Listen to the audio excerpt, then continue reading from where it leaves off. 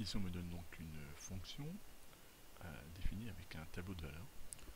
Donc on lit les valeurs de x et de f de x correspondants. Si on a compris le cours, sur la ligne des x, on comprend que ici ce sont les antécédents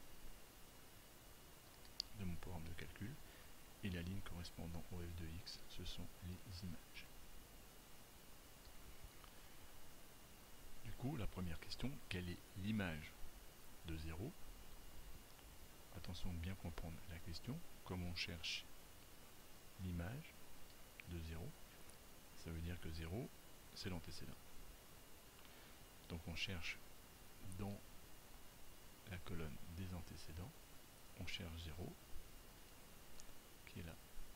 Et donc quelle est l'image de 0? C'est 2. Donc on lit 2. Et on pourrait traduire cela par une égalité.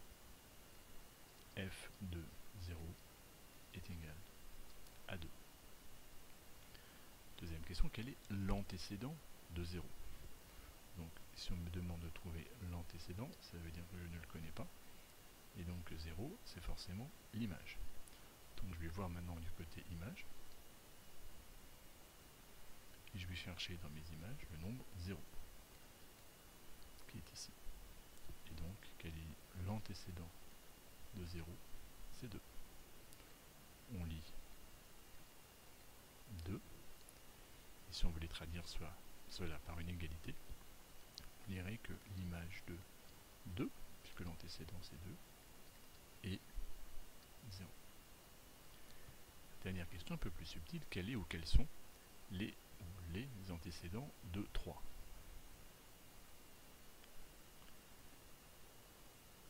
Donc, si on cherche les antécédents de 3, ça veut dire que 3 c'est une image. Donc toujours de la même manière, on cherche dans les images et on voit bien que 3 est ici. Il apparaît deux fois dans le tableau. La première fois, 3 a pour antécédent 1. La deuxième fois, 3 a pour antécédent 3. Et donc on lirait tout simplement que 3 a deux antécédents